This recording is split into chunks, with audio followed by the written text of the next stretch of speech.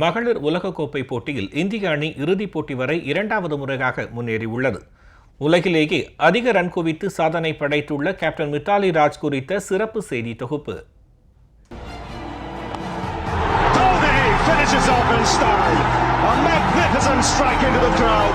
இந்தியாவில் பெரும்பான்மையான மக்கள் விரும்பும் ஒரு முக்கிய விளையாட்டு cricket.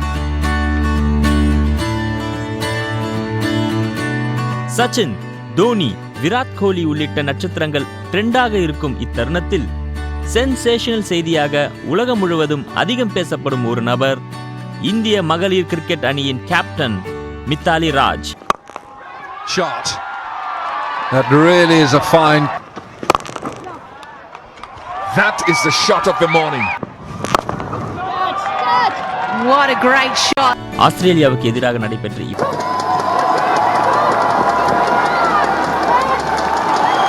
Coming back for the second, they get it comfortably in the end.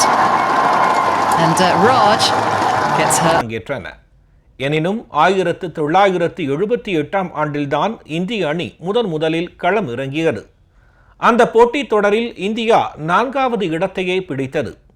இதனைத் தொடர்ந்து 1982 மற்றும் 1993 ஆண்டுகளில் நடைபெற்ற உலகக்கோப்பை போட்டித் தொடர்களிலும் இந்தியா 4வது இடத்தையே பிடித்தது.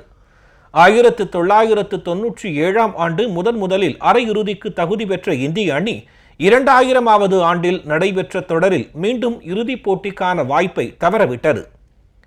கடந்த 2005 ஆண்டு கேப்டன் மித்தாலி ராஜ் தலைமையிலான இந்திய அணி முதன்முறையாக இறுதிப் போட்டிக்கு தகுதி பெற்றது. எனினும் உடல்நல குறைவு காரணமாக அப்போட்டியில் மித்தாலி ராஜ் பங்கேற்க முடியாமல் போனது. இதனால் இந்திய அணிக்கு 2ஆம் இடம் மட்டுமே கிடைத்தது. இதைத் தொடர்ந்து கடந்த 2009 ஆண்டு 3ஆம் இடமும் 2013 ஆண்டு 7ஆம் இடமும் பிடித்த இந்திய அணி தற்போது 2017 ஆண்டில் இறுதிப் போட்டிக்கு 2வது முறையாக முன்னேறியுள்ளது. இன்று பிற்பகலில் நடைபெறும் இறுதிப் போட்டியில் இங்கிலாந்தை இந்திய அணி எதிர்கொள்கிறது.